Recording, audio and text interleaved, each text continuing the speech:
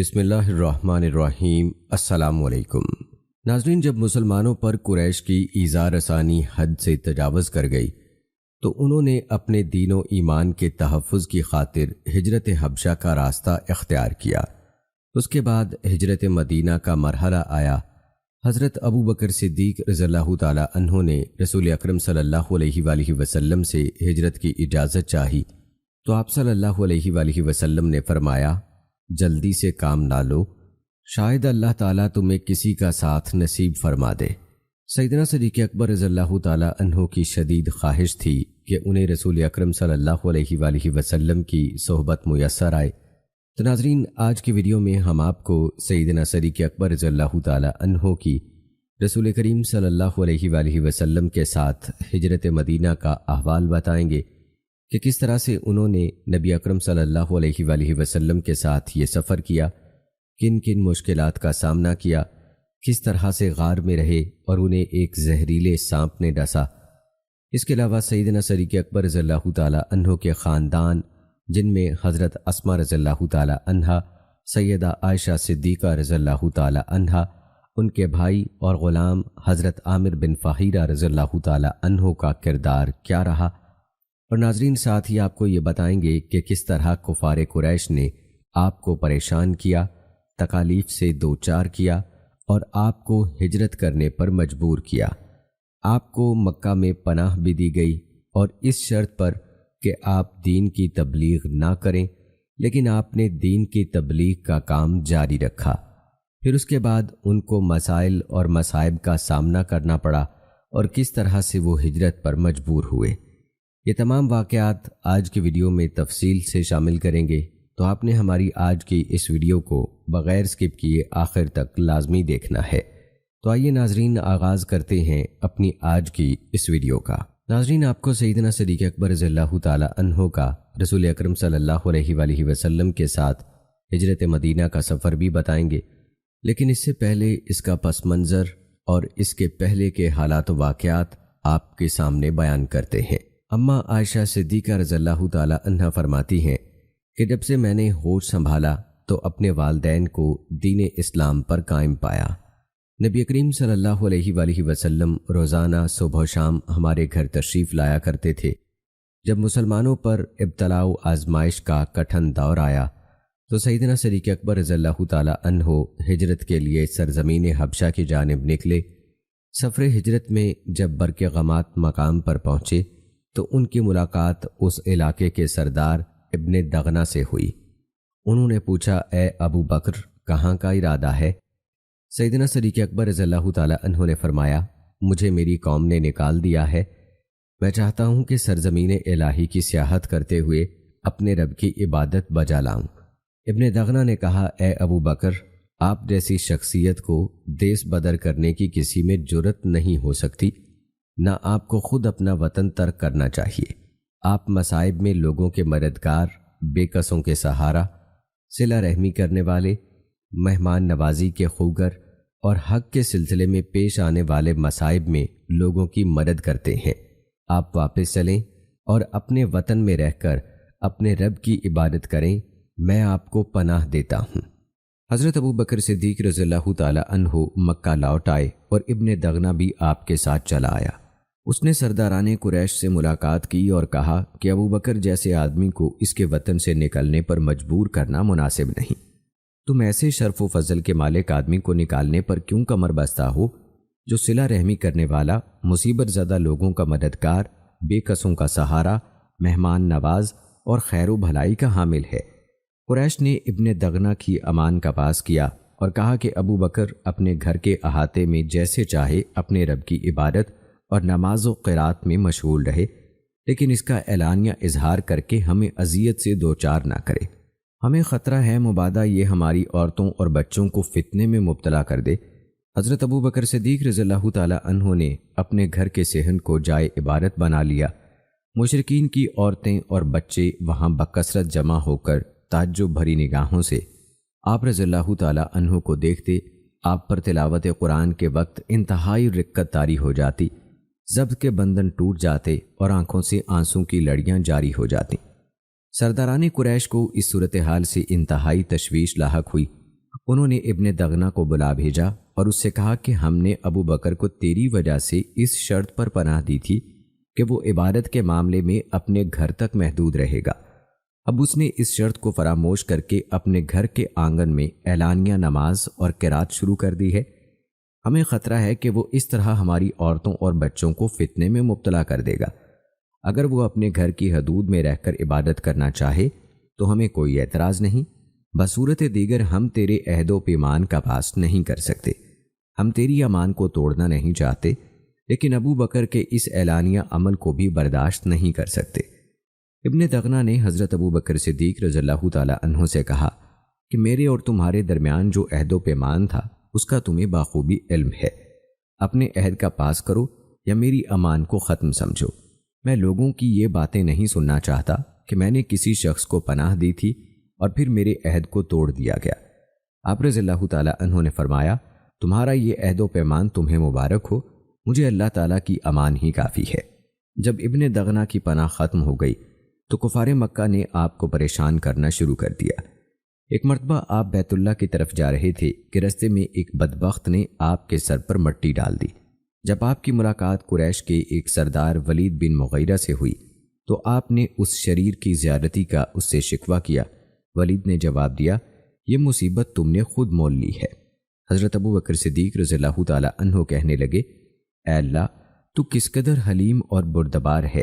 اے میرے رب، تو کتنا حلیم اور بردبار ہے۔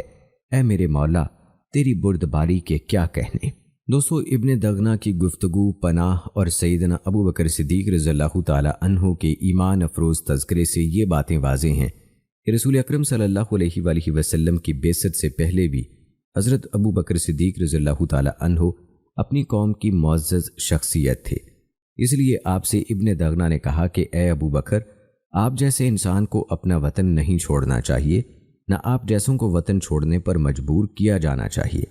آپ مصیبت زدہ لوگوں کے مددگار، صلہ رحمی کرنے والے، بے کسوں کا سہارا، مہمان نواز اور حسن معاشرت جیسے خصائل حمیدہ کے مالک ہیں۔ حضرت ابو بکر صدیق رضی اللہ تعالی عنہ نے کسی جاہ و حشمت کی خاطر دین اسلام قبول نہیں کیا تھا، بلکہ اللہ تعالیٰ اور رسول اکرم صلی اللہ علیہ وآلہ وسلم کی محبت ہی آپ کے قبول اسلام کا اصل محرک تھی۔ اس لیے آپ کو کٹھن آزمائشوں سے دوچار ہونا پڑا۔ رضائے الہی کے حصول کے لیے آپ نے اپنے اہل و عیال اور وطن عزیز کو خیر باد کہہ کر ہجرت کے لیے رخت سفر باندھا تاکہ سرزمین الہی پر بے روک ٹوک اللہ کی عبادت کر سکیں۔ تو آئیے دوستو، اب تذکرہ کرتے ہیں حضرت ابو بکر صدیق رضی اللہ تعالی عنہ کے نبی اکرم صلی اللہ علیہ وآلہ وسلم کے ساتھ مدینہ ہجرت کا۔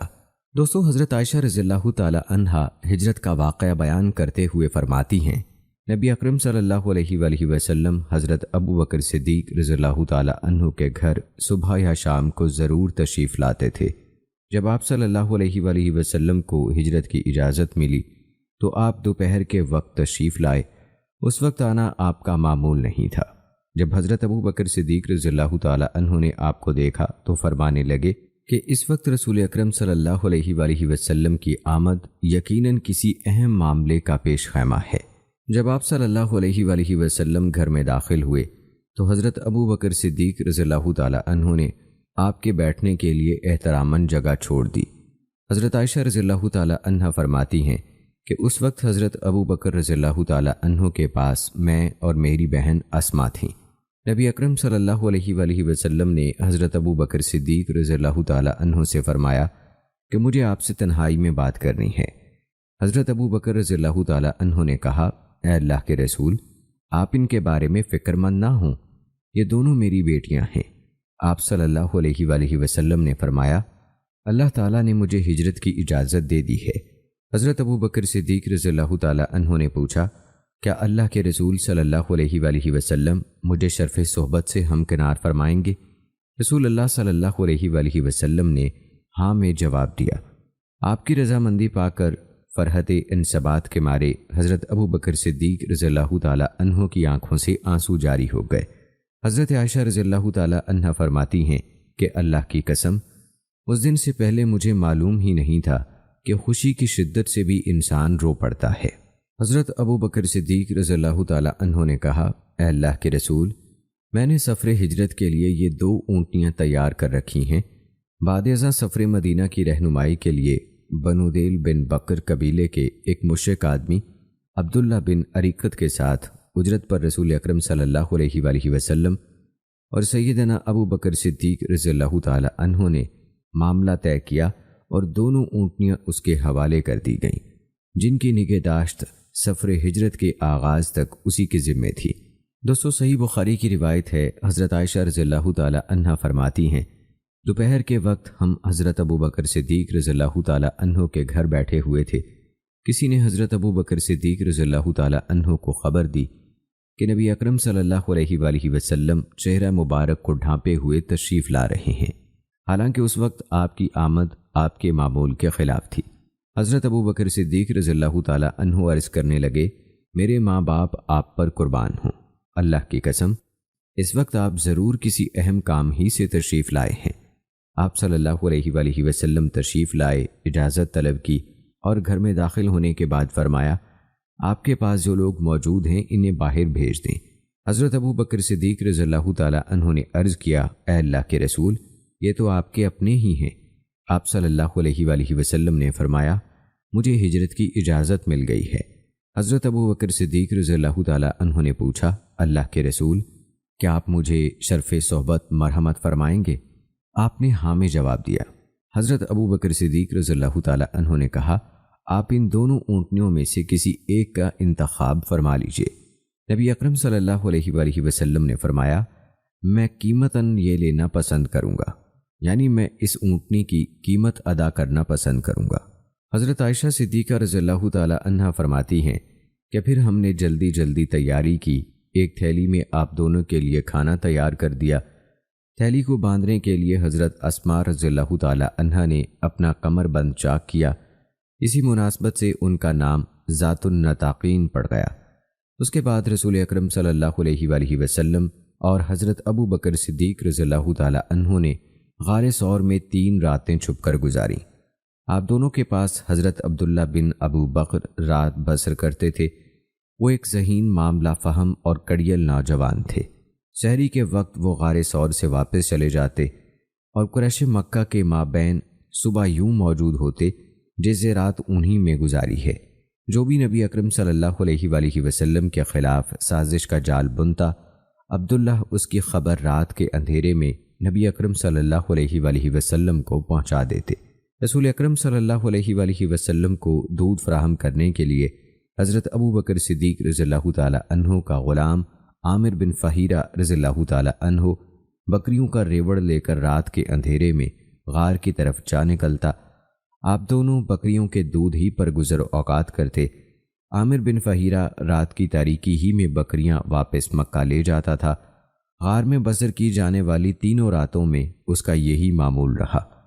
رسول اکرم صلی اللہ علیہ وآلہ وسلم اور حضرت ابو بکر صدیق رضی اللہ تعالی عنہ نے بنودیل قبیلے کے ایک ماہر آدمی سے راستے کی رہنمائی کے لیے اجرت پر معاملہ طے کیا اور 3 راتوں کے بعد غار ثور پر پہنچنے کا وعدہ لیا۔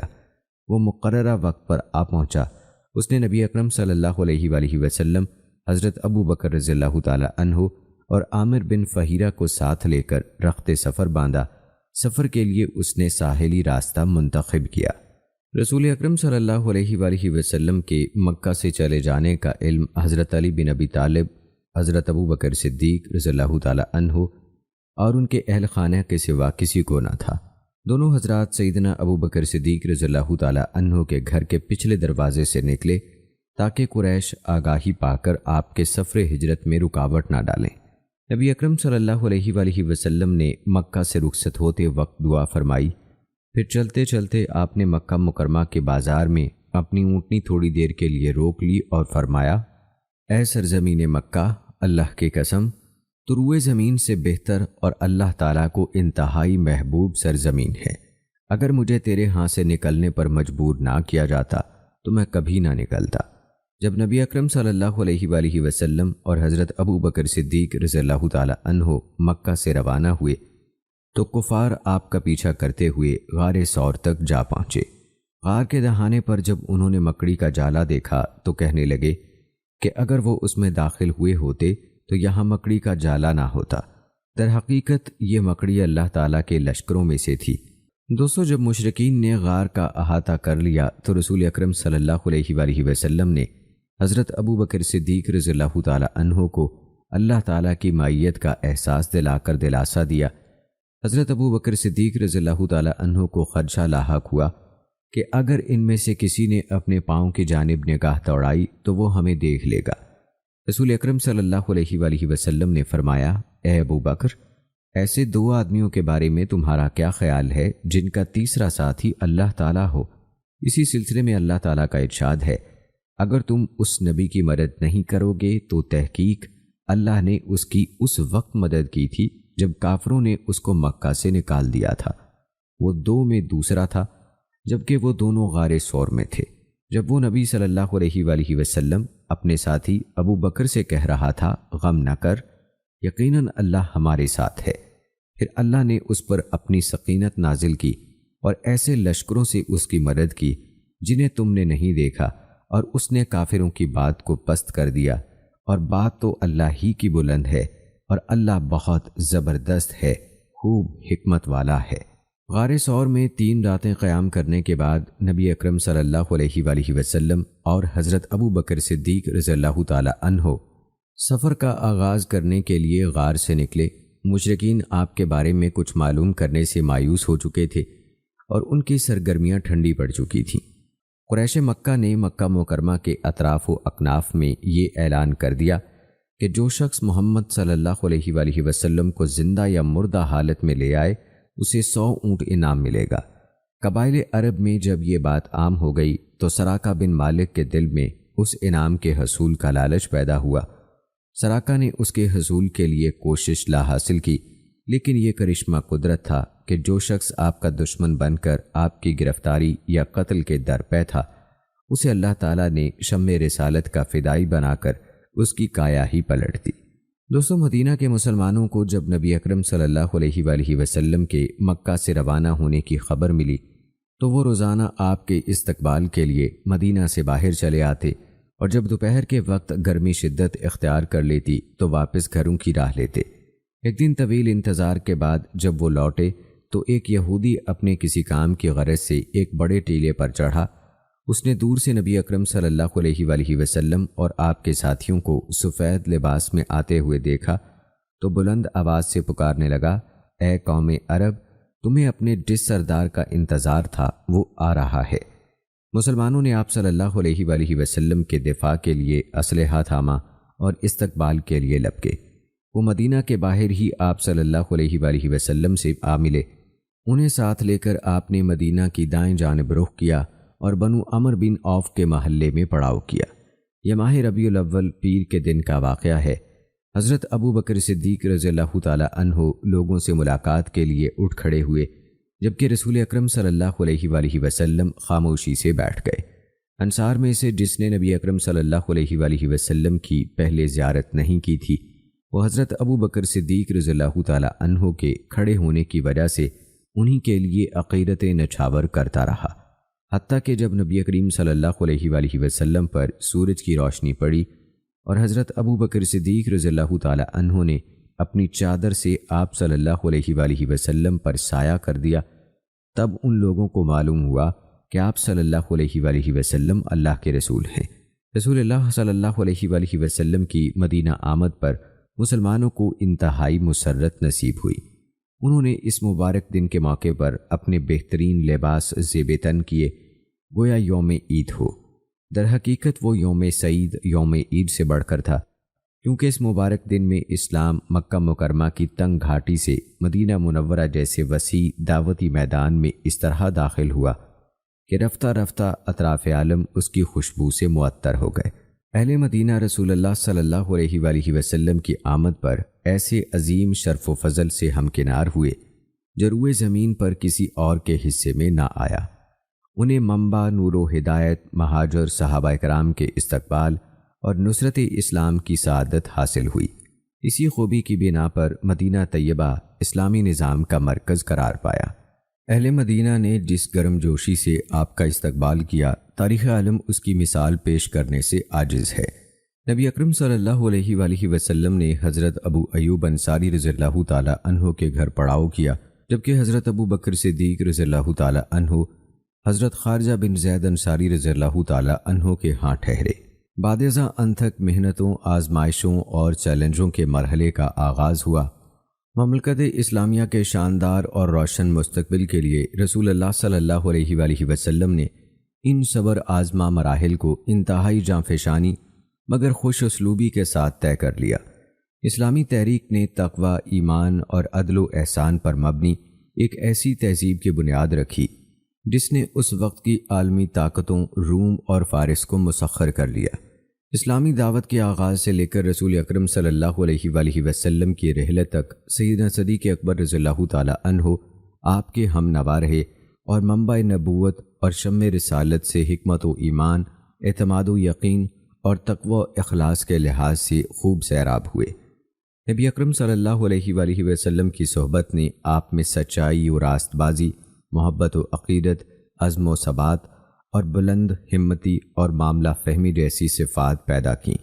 رسول اکرم صلی اللہ علیہ وآلہ وسلم کی وفات کے بعد آپ نے سقیفہ بنی سعدہ کے معاملے میں لشکر اسامہ کو روانہ کرنے کے موقع پر اور مرتدین کے خلاف محاذ آرائی کے سلسلے میں بڑے صبر و استقلال کا مظاہرہ کیا۔ ان تمام حساس معاملات میں آپ نے تعمیر و ترقی، اصلاح و درستگی اور اتفاق و یگانگت کے جذبے کو فروغ دیا۔ دوستو، آئیے اب تذکرہ کرتے ہیں ہجرت مدینہ کے فوائد اور اس سے کچھ درس و عبرتوں کے بارے میں۔ اللہ تعالیٰ نے فرمایا، اگر تم اس نبی کی مدد نہیں کرو گے تو تحقیق اللہ نے اس کی اس وقت مدد کی تھی جب کافروں نے اس کو مکہ سے نکال دیا تھا۔ وہ دو میں دوسرا تھا، جبکہ وہ دونوں غار ثور میں تھے۔ جب وہ نبی اپنے ساتھی ابو بکر سے کہہ رہا تھا، غم نہ کر، یقیناً اللہ ہمارے ساتھ ہے، پھر اللہ نے اس پر اپنی سکینت نازل کی اور ایسے لشکروں سے اس کی مدد کی جنہیں تم نے نہیں دیکھا، اور اس نے کافروں کی بات کو پست کر دیا، اور بات تو اللہ ہی کی بلند ہے، اور اللہ بہت زبردست خوب حکمت والا ہے۔ دوستو، اس آیت میں حضرت ابو بکر صدیق رضی اللہ تعالی عنہ کے شرف و فضل پر جو دلائل دیے گئے ہیں، آئیے وہ بھی آپ کو بتاتے ہیں۔ کفار نے رسول اکرم صلی اللہ علیہ وآلہ وسلم کو مکہ سے نکلنے پر مجبور کیا، چونکہ حضرت ابو بکر صدیق رضی اللہ تعالی عنہ بھی سفر ہجرت میں آپ صلی اللہ علیہ وآلہ وسلم کے ہم نوا تھے، اس لیے مکہ مکرمہ سے کوچ کرنے کی فضیلت میں آپ بھی لازمی طور پر رسول اکرم صلی اللہ علیہ وآلہ وسلم کے ساتھ شریک ہیں۔ حضرت ابو بکر صدیق رضی اللہ تعالی عنہ ہی نبی اکرم صلی اللہ علیہ وآلہ وسلم کے تنہا ساتھی تھے جو سفر ہجرت میں آپ کے ساتھی رہے۔ رسول اللہ صلی اللہ علیہ وآلہ وسلم اور ابو بکر صدیق رضی اللہ تعالی عنہ ایسے دو ساتھی تھے جن کا حامی و ناصر محض اللہ تعالیٰ کی ذات تھی۔ حضرت ابو بکر صدیق رضی اللہ تعالی عنہ کو اکیلے کئی مواقع پر نبی اکرم صلی اللہ علیہ وآلہ وسلم کی نصرت و حمایت کی سعادت حاصل ہوئی۔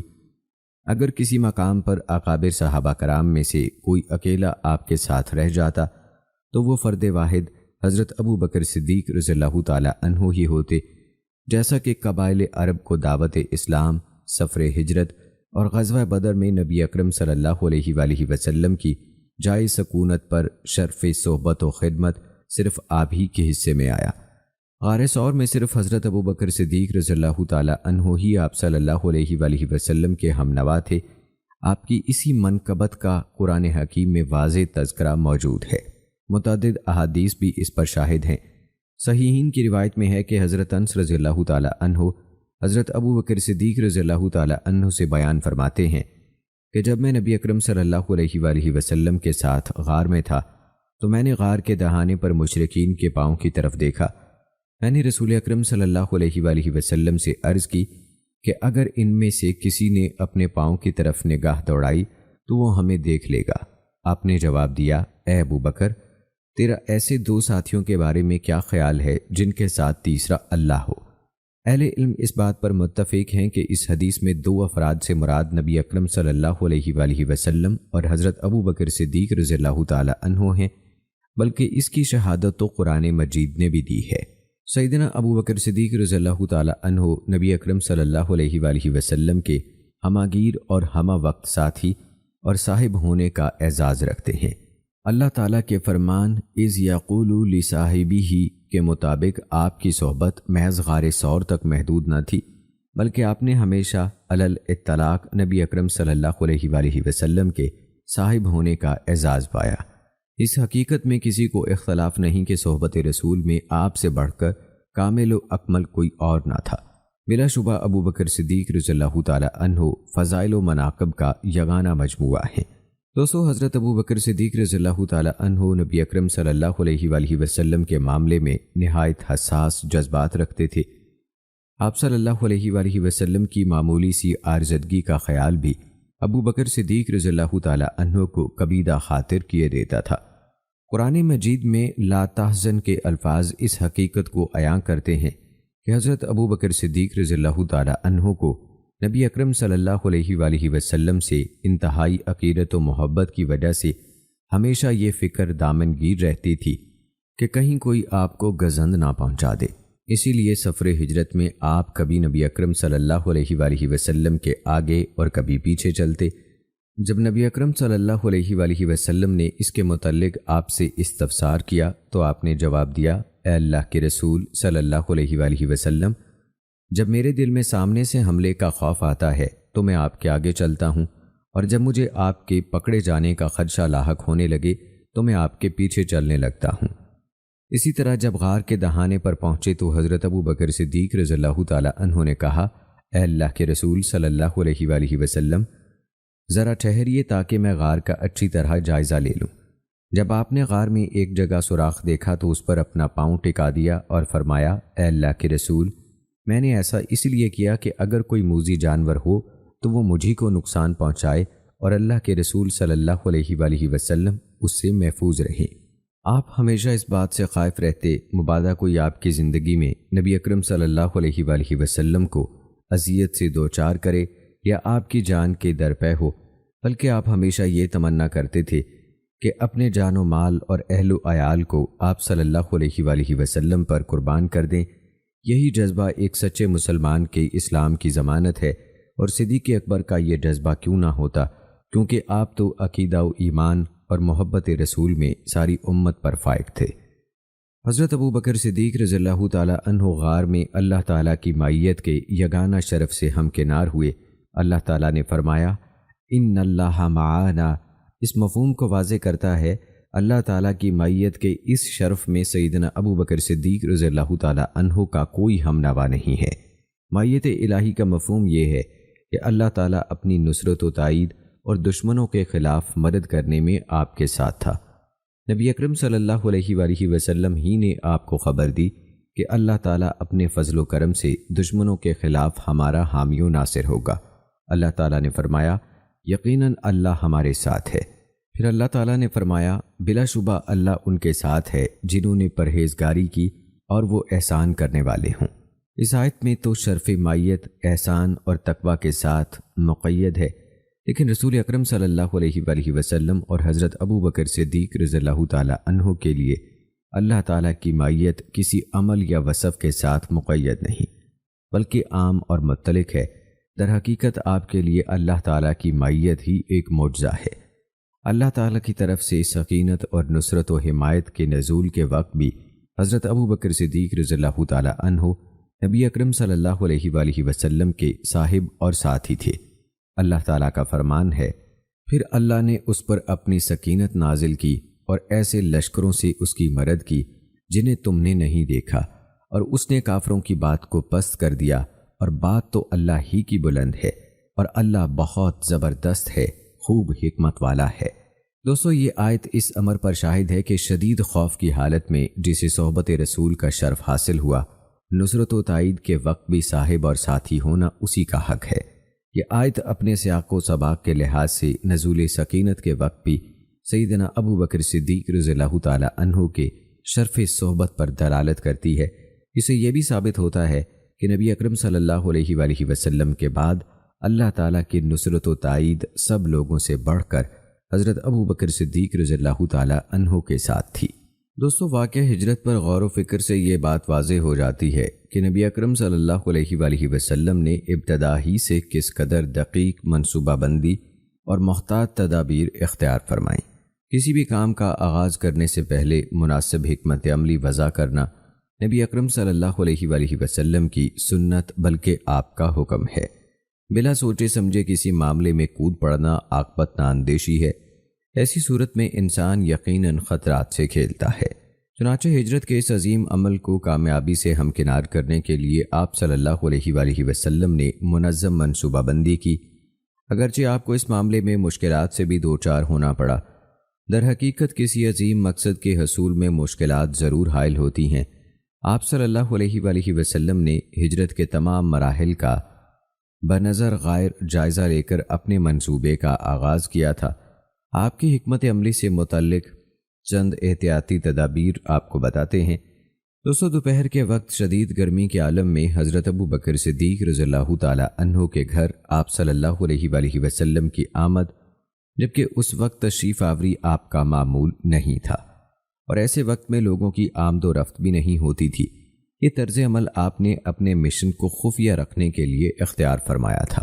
حضرت ابو بکر صدیق رضی اللہ تعالیٰ عنہ کے گھر آتے ہوئے اپنی شخصیت کو مخفی رکھنے کے لیے آپ کا اپنے سر اور چہرے کو ڈھانپ لینا بھی احتیاطی تدابیر تھی، کیونکہ ایسی حالت میں انسان کی شناخت کے امکانات کم ہو جاتے ہیں۔ آپ صلی اللہ علیہ وآلہ وسلم نے سیدنا صدیق اکبر رضی اللہ تعالیٰ عنہ سے گفتگو کرنے سے پہلے انہیں اپنے اہل و عیال کو باہر بھیجنے کا حکم دیا۔ اس کے علاوہ آپ نے اپنے تفصیلی منصوبے اور راہ سفر کا تعین کرنے کی بجائے مختصر گفتگو فرمائی۔ یہ امور بھی آپ کی احتیاطی تدابیر میں سے ہیں۔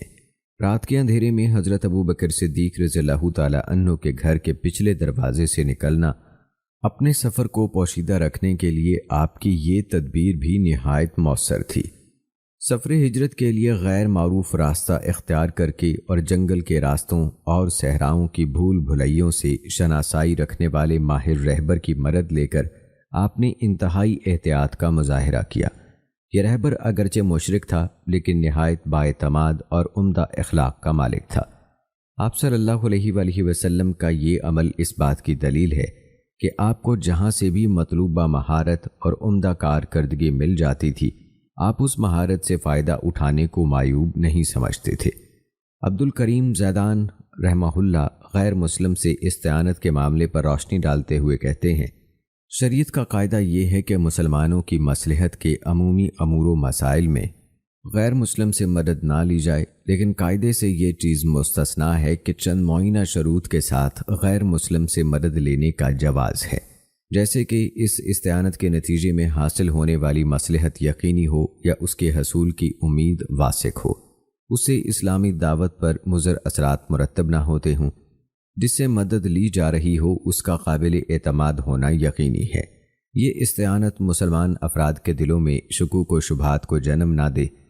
اس استعانت کے جواز کے لیے ایسی حقیقی ضرورت و حاجت کا ہونا بھی ضروری ہے جو اس اسلامی قاعدہ و قانون میں استثناء پیدا کر کے اس استعانت کا جواز فراہم کرے۔ اگر یہ تمام شرائط نہ پائی جائیں تو غیر مسلم سے مدد لینا جائز نہیں۔ آئیے دوستو اب تذکرہ کرتے ہیں ہجرت کے موقع پر سیدنا ابو بکر صدیق رضی اللہ تعالیٰ عنہ کے گھر والوں کے کردار کا۔ حضرت ابو بکر صدیق رضی اللہ تعالیٰ عنہ نے اپنی اولاد کو اسلام کی دعوت دی تھی اور وہ اس عظیم اور محتمم بشان کام میں اللہ تعالیٰ کے فضل و کرم سے کامیابی سے ہمکنار ہوئے تھے۔ آپ نے خدمت اسلام اور ہجرت رسول صلی اللہ علیہ وآلہ وسلم کو کامیابی سے ہمکنار کرنے کے لیے اپنے خاندان کو مختلف ذمہ داریاں سونپنے کا اہتمام کیا۔ چنانچہ آپ نے ہجرت مبارکہ کو عملی شکل دینے کے لیے اپنی اولاد کے درمیان مختلف اہم اور عظیم الشان ذمہ داریاں تقسیم کی۔ ہجرت کے بابرکت سفر میں آپ کی اولاد کی کارکردگی بہت اہم تھی۔ حضرت عبداللہ بن ابو بکر رضی اللہ تعالیٰ عنہ نے دشمن کی پوشیدہ سرگرمیوں کی جاسوسی کے لیے ایک سچے فرض شناس مخبر کا فریضہ سر انجام دیا۔ بلا شبہ عبداللہ رضی اللہ تعالیٰ عنہ کی تربیت دین سے گہرے لگاؤ، روشن بصیرت، کامل ذہانت اور بیدار مغزی سے دین اسلام کی نصرت کی ترغیب و تاکید کے زیر اثر کی گئی۔ یہ امر اس بات کی دلیل ہے کہ حضرت ابو بکر صدیق رضی اللہ تعالیٰ عنہ نے اپنے بیٹے عبداللہ کی تربیت کا اتنا مؤثر اہتمام کیا تھا کہ اس میں انہوں نے کوئی کسر باقی نہیں چھوڑی۔ حضرت عبداللہ رضی اللہ تعالی عنہ کو ان کے والد محترم نے ہجرت کے موقع پر جو ذمہ داری سونپی اور ان کے لیے جو کردار معین کیا اسے انہوں نے بڑی خوش اسلوبی سے انجام دیا۔ آپ کفار مکہ کی مجالس میں گھوم پھر کر ان کے سارے دن کی سازشیں سنتے رہتے تھے اور رات کو غار میں نبی اکرم صلی اللہ علیہ وآلہ وسلم اور اپنے والد ابو بکر صدیق رضی اللہ تعالی عنہ کے سامنے پوری رپورٹ پیش کر دیتے تھے۔ آپ نے یہ ذمہ داری اس قدر عمدہ مہارت اور خفیہ انداز سے سر انجام دی کہ اہل مکہ میں کسی کو بھی آپ پر کوئی شک نہیں گزرا۔ آپ غار ثور کے دہانے پر پہرے دار کی حیثیت سے رات بسر کرتے اور جب صبح ہونے کے قریب ہوتی تو اس قدر خفیہ انداز سے واپس مکہ پہنچ جاتے تھے کہ کسی کو کانوں کان خبر نہ ہوتی۔ ہجرت نبوی کے موقع پر حضرت عائشہ رضی اللہ تعالی عنہا اور اسماء رضی اللہ تعالی عنہا کا عظیم کردار سامنے آتا ہے، اور یہ عظیم کردار صحیح اور عمدہ تربیت کے فوائد واضح کرتا ہے۔ انہوں نے ہجرت کی رات نبی اکرم صلی اللہ علیہ وآلہ وسلم اور اپنے والد کے لیے کھانا تیار کیا۔ حضرت عائشہ رضی اللہ تعالی عنہا فرماتی ہیں کہ ہم نے رسول اللہ صلی اللہ علیہ وآلہ وسلم اور اپنے والد محترم کو رخصت کرنے کے لیے جلدی جلدی تیار کیا اور توشہ دان میں ان کے لیے کھانا رکھ دیا۔ حضرت اسماء رضی اللہ تعالی عنہا نے اپنے کمر بند کو کاٹ کر اس سے توشہ دان کا دہانہ باندھا، اسی وجہ سے انہیں ذات النطاقین کہا جانے لگا۔ ہجرت کے موقع پر حضرت اسماء رضی اللہ تعالی عنہا نے دین شناس، معاملہ فہم، اسلامی تحریک کے رازوں کی محافظ دختر اسلام ہونے کا ثبوت دیا اور رازداری برقرار رکھنے کے نتیجے میں پیش آنے والی ایذاؤں کا استقامت سے مقابلہ کیا۔ یوں انہوں نے ایک عظیم مسلمان خاتون کا کردار پیش کیا۔ حضرت اسماء رضی اللہ تعالی عنہا اپنے بارے میں بیان فرماتی ہیں، جب رسول اللہ صلی اللہ علیہ وآلہ وسلم اور ابو بکر صدیق رضی اللہ تعالی عنہ سفر ہجرت کے لیے روانہ ہو گئے تو قریش کا ایک گروہ جس میں ابو جہل پیش تھا آیا۔ وہ لوگ ہمارے گھر کے دروازے پر کھڑے ہو گئے۔ میں ان کے پاس پہنچی تو ابو جہل نے پوچھا، اے بنت ابو بکر، تیرا باپ کہاں ہے؟ میں نے کہا، اللہ کی قسم مجھے نہیں معلوم کہ میرا باپ کہاں ہے۔ اس بدبخت، بدگماش اور بے حیا نے اپنا ہاتھ اٹھایا اور میرے رخسار پر اس قدر زور سے تھپڑ مارا کہ میرے کان کی بالی گر گئی۔ پھر وہ لوگ وہاں سے واپس چلے گئے۔ یہ ناقابل فراموش کردار حضرت اسماء رضی اللہ تعالی عنہا کی طرف سے مسلمان خواتین کے لیے ایک نہایت اہم سبق ہے، جو انہیں نسل در نسل اس بات کی تعلیم دیتا ہے کہ وہ مسلمانوں کے راز کس طرح مخفی رکھیں اور طاقتور، ظالم اور سرکش دشمن کا سامنا کتنی ثابت قدمی، متانت اور وقار سے کریں۔ دوستو، جب حضرت ابو بکر صدیق رضی اللہ تعالی عنہ رسول اکرم صلی اللہ علیہ وآلہ وسلم کی معیت میں ہجرت کے لیے نکلے تو آپ نے اپنی ساری رقم جو 5 یا 6 ہزار درہم کے لگ بھگ تھی ساتھ لے لی اور گھر میں کوئی سرمایہ نہیں چھوڑا۔ آپ کے والد گرامی ابو قحافہ آپ کی خبرگیری اور اپنی اولاد کے سلسلے میں حصول اطمینان کے لیے اپنے بیٹے کے گھر تشریف لائے۔ ابو قحافہ جو اس وقت تک مسلمان نہیں ہوئے تھے اور نابینا تھے، فرمانے لگے، اللہ کی قسم میرا خیال ہے کہ ابو بکر مال اپنے ساتھ لے گیا ہے اور تمہیں مصیبت میں مبتلا کر گیا ہے۔ حضرت اسماء رضی اللہ تعالی عنہا نے فرمایا، ابا جان ایسا ہرگز نہیں ہے۔ چنانچہ اس کی تفصیل بیان کرتے ہوئے وہ خود فرماتی ہیں، ہمارے دادا جان ابو قحافہ ہمارے ہاں تشریف لائے، وہ نابینا تھے۔ میں نے ان سے کہا کہ وہ یعنی ابو بکر صدیق رضی اللہ تعالی عنہ ہمارے لیے بہت سا مال چھوڑ گئے ہیں، اور میں نے کچھ پتھر لے کر گھر کے اس طاقچے میں رکھ دیے جس میں میرے والد محترم اپنا مال رکھا کرتے تھے، اور ان پر کپڑا ڈال دیا۔ پھر میں نے ان کا ہاتھ تھام کر کہا، دادا جان اس مال پر ہاتھ رکھیے۔ انہوں نے اس پر ہاتھ رکھا اور کہنے لگے، کوئی بات نہیں، انہوں نے یہ بہت اچھا کیا ہے کہ وہ تمہاری گزر اوقات کے لیے خوب مال چھوڑ گئے ہیں۔ حضرت اسماء رضی اللہ تعالی عنہ فرماتی ہیں، اللہ کی قسم ابو بکر صدیق رضی اللہ تعالی عنہ ہمارے لیے کچھ بھی چھوڑ کر نہیں گئے تھے۔ میں نے یہ سب کچھ محض اپنے بوڑھے دادا جان کو اطمینان دلانے کے لیے کیا تھا۔ حضرت اسماء رضی اللہ تعالی عنہ نے حکمت و دانائی سے اپنے والد کی پردہ پوشی اور اپنے نابینا دادا کی تسکین قلب کی۔ بلا شبہ حضرت ابو بکر صدیق رضی اللہ تعالی عنہ اپنی اولاد کے لیے اللہ تعالیٰ پر پختہ ایمان کی ایسی عظیم دولت چھوڑ گئے تھے جسے پہاڑ متزلزل کر سکتے تھے، نہ آندھیاں ہلا سکتی تھیں۔ یعنی ایسا ایمان جو مال کی قلت یا کثرت سے متاثر نہیں ہوتا۔ انہوں نے اپنی اولاد کو لامحدود یقین اور اعتماد کا ورثہ دیا اور ان کے دلوں میں ایسی جرت و بے باکی کا بیج بویا جو ہمیشہ نہایت عالی قدر امور سے وابستہ ہوتی ہے اور کبھی کسی گھٹیا معاملے کی طرف مائل نہیں ہوتی۔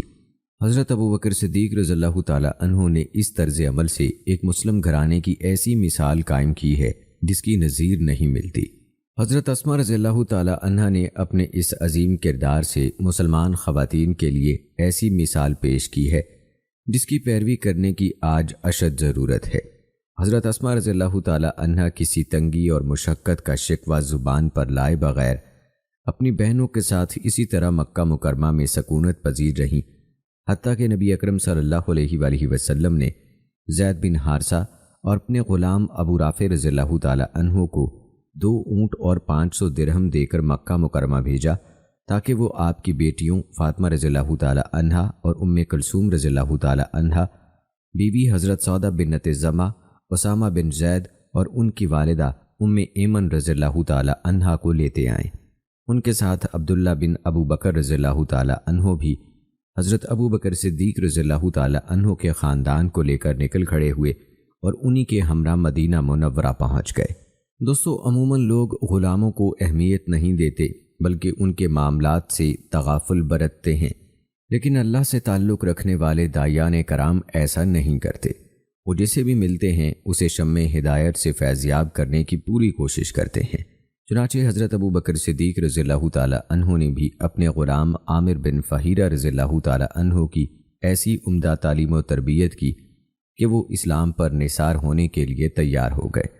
حضرت ابو بکر صدیق رضی اللہ تعالیٰ عنہ نے سفر ہجرت کے دوران عامر بن فہیرہ رضی اللہ تعالیٰ عنہ کی انتہائی اہم ذمہ داری لگائی تھی۔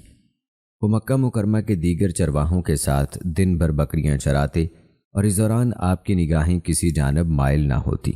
جب شام ہوتی تو وہ حضرت ابو بکر صدیق رضی اللہ تعالیٰ عنہ کی بکریاں لے کر نبی اکرم صلی اللہ علیہ وآلہ وسلم کی خدمت میں حاضر ہو جاتے اور وہ دونوں ان کا دودھ دوہتے اور ذبح کرتے۔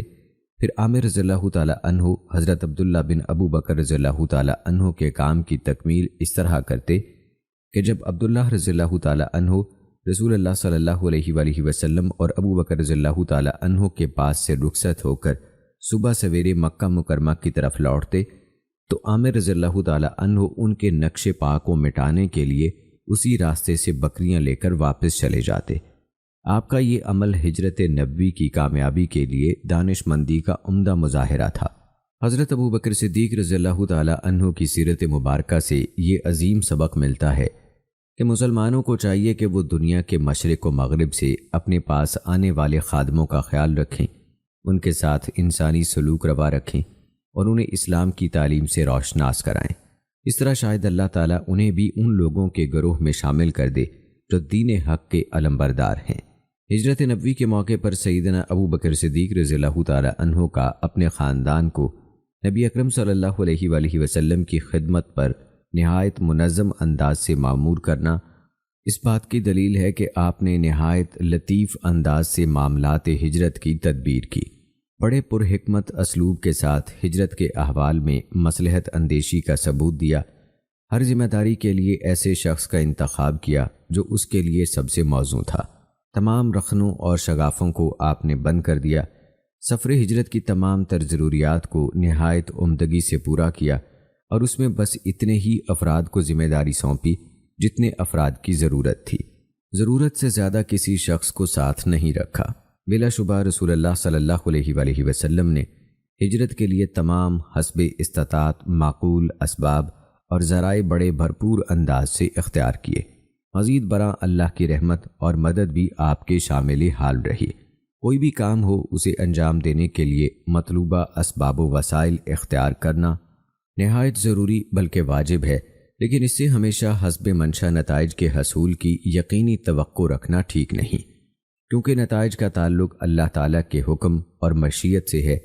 اسی بنا پر اللہ تعالیٰ پر توکل بھی لازم ٹھہرا، کیونکہ توکل ہی کے ذریعے سے اسباب اختیار کرنے کا فرض تکمیل کو پہنچتا ہے۔ بلا شبہ نبی اکرم صلی اللہ علیہ وآلہ وسلم تمام اسباب و وسائل اختیار کرنے کے ساتھ ساتھ اللہ تعالیٰ سے مدد کی بھی دعا کرتے رہے تاکہ آپ کی محنت اور کوشش ثمر آور ثابت ہو۔ چنانچہ اسی بنا پر اللہ تعالیٰ نے آپ کی دعا کو قبولیت سے نوازا اور آپ کو عظیم الشان کامیابی عطا فرمائی۔ دوستو، سیدنا ابو بکر صدیق رضی اللہ تعالیٰ عنہ کی ہجرت کی تیاری میں نبوی تربیت کا اثر جھلکتا ہے۔ چنانچہ ابو بکر صدیق رضی اللہ تعالیٰ عنہ نے جب مدینہ منورہ کی طرف ہجرت کرنے کا ارادہ کیا تو رسول اللہ صلی اللہ علیہ وآلہ وسلم نے آپ سے فرمایا، جلدی نہ کرو، شاید اللہ تعالیٰ تمہارے لیے کوئی ہم سفر بنا دے۔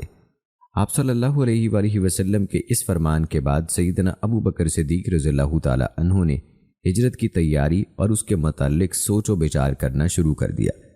آپ نے سفر ہجرت کی تیاری کے لیے 2 سواریاں خریدیں اور انہیں اپنے گھر ہی میں رکھ کر چارہ ڈالتے رہے۔ صحیح بخاری میں روایت ہے، ابو بکر صدیق رضی اللہ تعالیٰ عنہ نے اپنے ہاں موجود دونوں سواریوں کو 4 ماہ تک ببول درخت کے پتوں کا چارہ کھلایا۔ بلا شبہ آپ نے اپنی بصیرت کی بدولت اس بات کا ادراک کر لیا تھا کہ ہجرت کا مرحلہ انتہائی مشکل ہوگا اور اچانک پیش آئے گا، اس لیے آپ نے ہجرت کے وسائل پہلے ہی سے مہیا کر لیے، ضروری اخراجات جمع کر لیے اور اپنے خاندان کو نبی اکرم صلی اللہ علیہ وآلہ وسلم کی خدمت پر مامور کر دیا۔ جب نبی اکرم صلی اللہ علیہ وآلہ وسلم نے آ کر آپ کو اطلاع دی کہ اللہ تعالیٰ نے آپ صلی اللہ علیہ وآلہ وسلم کو ہجرت کے لیے نکلنے کی اجازت مرحمت فرما دی ہے تو آپ خوشی کے مارے آپ دیدہ ہو گئے۔ حضرت عائشہ فرماتی ہیں، اللہ کی قسم، جب میں نے حضرت ابو بکر صدیق رضی اللہ تعالیٰ عنہ کو ہجرت کے دن روتے ہوئے دیکھا تو اس وقت مجھے پہلی مرتبہ اس بات کا ادراک ہوا کہ خوشی کی بدولت بھی بندہ رو سکتا ہے۔ بلا شبہ خوشی کی انتہا یہ ہے کہ خوشی آنسوؤں میں ڈھل جائے۔ کسی شاعر نے اسی بارے میں کیا خوب کہا ہے، محبوب کی جانب سے خط آیا کہ وہ عنقریب مجھ سے ملاقات کرے گا تو میری آنکھیں بھیگ گئیں، مجھ پر اس قدر خوشی غالب ہوئی کہ میری آنکھوں سے آنسو بہہ پڑے۔ اے آنکھ، آنسو بہانا تو تیری عادت بن چکی ہے، خوشی ہو یا غم تو رونا شروع کر دیتی ہے۔ سیدنا صدیق اکبر رضی اللہ تعالیٰ عنہ جانتے تھے کہ اس صحبت کا مفہوم یہ ہے کہ ان قریب وہ رسول اکرم صلی اللہ علیہ وآلہ وسلم کے چند دن کے لیے ضرور رفیق سفر بنیں گے اور ان قریب انہیں اپنے قائد اور محبوب نبی صلی اللہ علیہ وآلہ وسلم پر اپنی جان نثار کرنے کا بھرپور موقع ملے گا۔ اس کائنات میں اس سے بڑھ کر اور کون سی کامیابی ہو سکتی ہے کہ اس مدت میں تمام اہل زمین اور تمام صحابہ میں سے صرف اکیلے صدیق اکبر رضی اللہ تعالیٰ عنہ سید کائنات صلی اللہ علیہ وآلہ وسلم کے رفیق اور ساتھی تھے۔ اللہ تعالیٰ کے لیے محبت کی حقیقت اس وقت ظاہر ہوئی جب غار میں حضرت ابو بکر صدیق رضی اللہ تعالیٰ عنہ کو یہ خوف لاحق ہوا کہ کہیں مشرکین ہم دونوں کو دیکھ نہ لیں۔ آپ نے اس موقع پر ایسی عمدہ مثال قائم کی ہے جس پر دعوتی میدان کے ہر سچے سپاہی کو ایسے موقع پر قائم ہونا چاہیے، جس وقت اس کا قائد خطرات میں گھر چکا ہو اور اس کی زندگی پر خوف کے سائے منڈلا رہے ہوں۔ اس موقع پر حضرت ابو بکر صدیق رضی اللہ تعالیٰ عنہ نے اپنی جان کی قطعاً پرواہ نہیں کی۔ اگر آپ کو اپنی موت کا ڈر ہوتا تو آپ کبھی اس پرخطر ہجرت میں رسول اللہ صلی اللہ علیہ وآلہ وسلم کے رفیق سفر نہ بنتے۔ حالانکہ آپ کو معلوم تھا کہ اگر مشرکین نے انہیں رسول اللہ صلی اللہ علیہ وآلہ وسلم کی معیت میں گرفتار کر لیا تو ان کی کم سے کم سزا قتل ہے۔ اس موقع پر سیدنا ابو بکر صدیق رضی اللہ تعالیٰ عنہ کو صرف اس بات کا ڈر تھا کہ کہیں اگر رسول اللہ صلی اللہ علیہ وآلہ وسلم مشرکین کے ہاتھ لگ گئے تو آپ کی زندگی کا کیا بنے گا اور اسلام کا مستقبل کیا ہوگا۔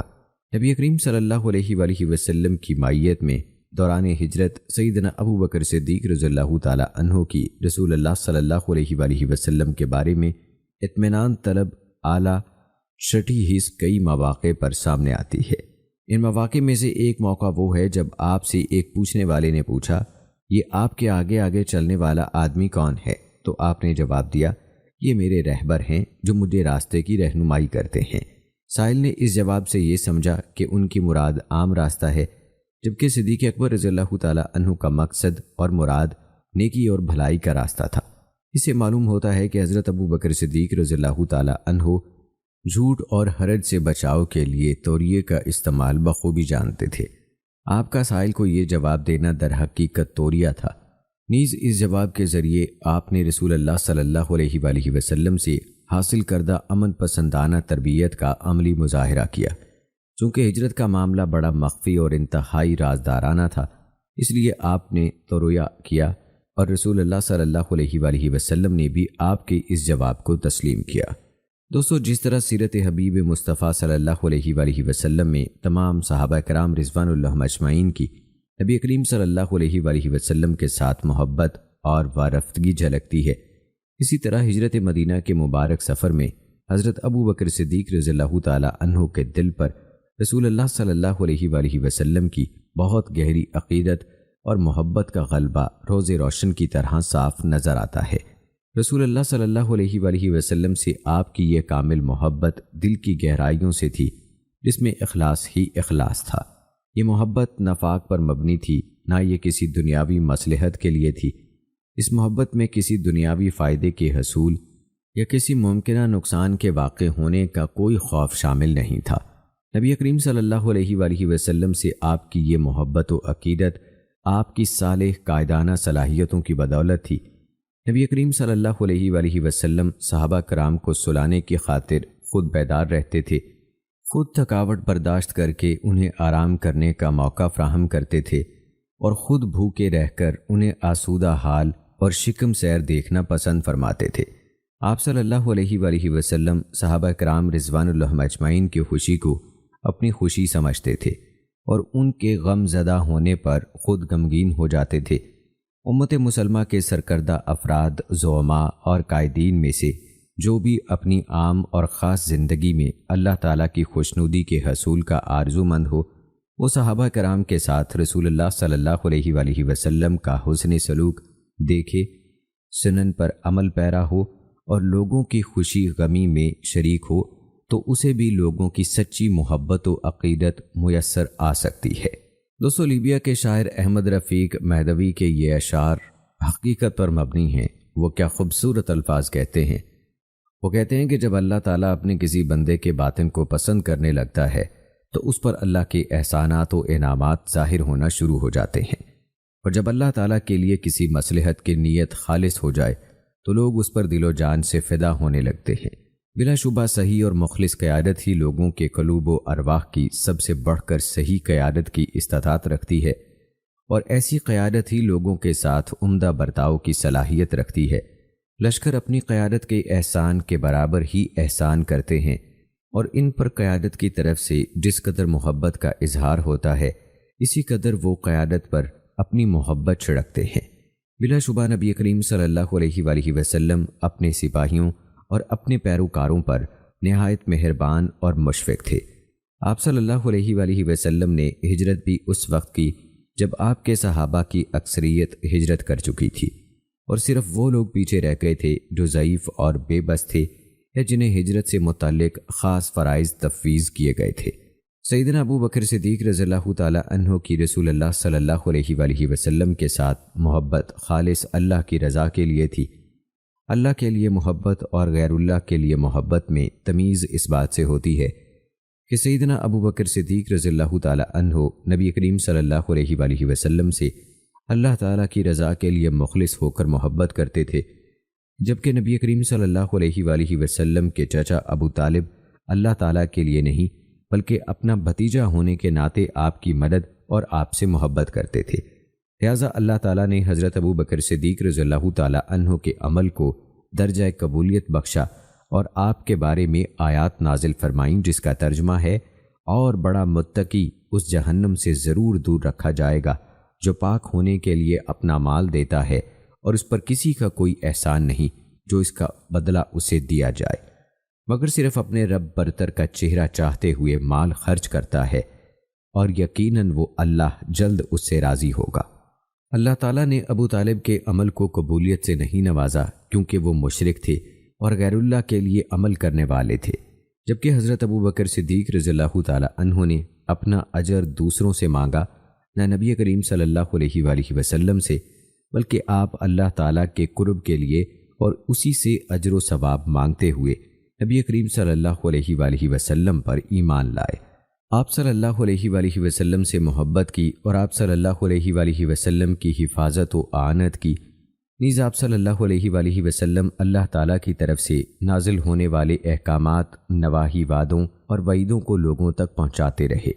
دوستو، مکہ مکرمہ سے نبی کریم صلی اللہ علیہ وآلہ وسلم اور آپ کے صحابہ کرام رضوان اللہ مجمعین کی ہجرت ایک عظیم قربانی تھی، جس کی تعبیر نبی کریم صلی اللہ علیہ وآلہ وسلم نے اپنے الفاظ میں یوں فرمائی: اے مکہ مکرمہ، اللہ کی قسم، تو اللہ تعالیٰ کی تمام روئے زمین سے بہتر ہے اور اللہ تعالیٰ کو اس کی تمام زمین سے سب سے بڑھ کر محبوب ہے۔ اگر مجھے تیرے ہاں سے نکلنے پر مجبور نہ کیا جاتا تو میں یہاں سے کبھی نہ نکلتا۔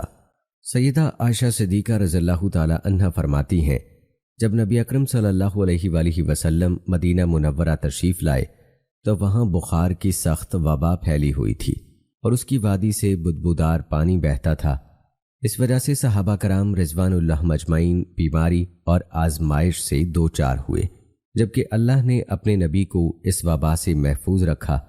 ام المومنین سیدہ عائشہ صدیقہ رضی اللہ تعالی عنہا مزید فرماتی ہیں، سیدنا صدیق اکبر رضی اللہ تعالی عنہ، عامر بن فہیرہ اور سیدنا بلال رضی اللہ تعالی عنہ ایک ہی گھر میں مقیم تھے، چنانچہ انہیں بھی بخار نے آ لیا۔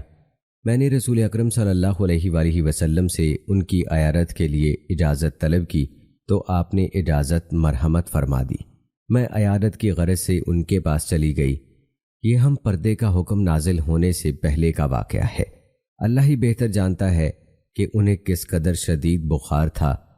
میں سیدنا صدیق اکبر رضی اللہ تعالی عنہ کے قریب ہوئی اور کہا، ابا جان، آپ اپنے آپ کو کیسا محسوس کرتے ہیں؟ انہوں نے فرمایا، ہر آدمی کو اپنے گھر والوں میں صبح کا سلام کیا جاتا ہے، حالانکہ موت اس کے جوتے کے تسمے سے بھی زیادہ اس کے قریب ہوتی ہے۔ فرماتی ہیں کہ میں نے کہا، اللہ کی قسم، میرے والد کو معلوم ہی نہیں کہ وہ کیا کہہ رہے ہیں۔ پھر میں حضرت عامر بن فہیرہ رضی اللہ تعالی عنہ کے قریب ہوئی اور پوچھا، اے عامر، تم اپنے آپ کو کیسا محسوس کرتے ہو؟ انہوں نے جواب دیا، بلا شبہ میں نے موت کا ذائقہ چکھنے سے پہلے ہی موت پا لی ہے۔ یقیناً بزدل کی موت اوپر سے آتی ہے، وہ لڑتے ہوئے بہادری کی موت نہیں مرتا۔ ہر آدمی اپنی طاقت کے مطابق بچاؤ کی کوشش کرتا ہے، جیسے بیل اپنے سینگوں کے ذریعے اپنے جسم کو بچاتا ہے۔ فرماتی ہیں کہ میں نے کہا، اللہ کی قسم، عامر کو کچھ پتہ نہیں کہ وہ کیا کہہ رہے ہیں۔ سیدہ عائشہ صدیقہ رضی اللہ تعالی عنہا فرماتی ہیں کہ سیدنا بلال رضی اللہ تعالی عنہ کو جب بخار سے افاقہ ہوتا تو وہ گھر کے آنگن میں لیٹ جاتے، پھر بلند آواز میں یہ اشعار پڑھتے، اے کاش کہ کبھی میں اس وادی میں رات بسر کر سکوں گا جہاں میرے ارد گرد اصغر اور جلیل نامی خوبصورت اور خوشبودار جڑی بوٹیاں ہوں۔ کیا میں کسی دن مجنہ کے کنویں پر جا سکوں گا، اور کیا شاطا اور طفیل نامی پہاڑ مجھے نظر آئیں گے؟ فرماتی ہیں کہ میں رسول اکرم صلی اللہ علیہ وآلہ وسلم کو اس صورتحال سے آگاہ کیا تو آپ نے یہ دعا فرمائی، اے اللہ، ہمارے لیے مدینہ منورہ کو بھی اسی طرح محبوب بنا دے جس طرح ہمیں مکہ مکرمہ سے محبت ہے، بلکہ مکہ سے بھی زیادہ مدینہ کی محبت پیدا فرما، اسے بیماری سے پاک فرما دے، اس کے صاف اور مد کے پیمانوں میں ہمارے لیے برکت فرما اور اس کا بخار جافہ منتقل کر دے۔ اللہ نے اپنے رسول صلی اللہ علیہ وآلہ وسلم کی دعا کو شرف قبولیت سے نوازا اور مسلمانوں کو اس دعا کے بعد اس بخار سے شفا مل گئی، اور مدینہ منورہ قرۂ ارض کے مختلف علاقوں سے آنے والے مسلمانوں کے وفود اور مہاجرین کے لیے ایک عمدہ اور ممتاز وطن کی حیثیت اختیار کر گیا۔ نبی اکرم صلی اللہ علیہ وآلہ وسلم نے مدینہ منورہ میں سکونت اختیار کرنے کے بعد دولت اسلامیہ کی بنیادوں کو مضبوط و مستحکم کرنا شروع کیا۔ آپ نے انصار و مہاجرین کے مابین رشتہ اخوت قائم کیا، پھر مسجد نبوی تعمیر کی اور یہود کے ساتھ حتمی معاہدہ کیا۔ اس کے ساتھ ہی چھوٹے چھوٹے فوجی دستوں کے ذریعے دشمن سے جھڑپوں کا آغاز ہو گیا۔ آپ صلی اللہ علیہ وآلہ وسلم نے اس جدید معاشرے کی اقتصادی، تعلیمی، معاشرتی اور تربیتی ترقی کا اہتمام کیا۔ سیدنا صدیق اکبر رضی اللہ تعالی عنہ نبی اکرم صلی اللہ علیہ وآلہ وسلم کے مخلص اور حقیقی وزیر کی حیثیت اختیار کر گئے اور ہر قسم کے حالات میں ہمیشہ آپ کے ساتھ ساتھ رہے۔ آپ کسی خاص موقع یا کسی رزم کام سے پیچھے رہے، نہ کبھی آپ نے اسلام کے فروغ کے لیے اپنے مشورے، رائے اور مال میں بخل سے کام لیا۔ تو ناظرین کرام، یہ تھی ہماری آج کی ویڈیو۔ امید کرتے ہیں کہ آپ کو پسند آئی ہوگی۔ ہماری آج کی اس ویڈیو کے متعلق اپنی رائے کا اظہار کمنٹ باکس میں لازمی کیجیے گا۔ ملتے ہیں اگلی ویڈیو میں، تب تک کے لیے مجھے اجازت دیں۔ فی امان اللہ۔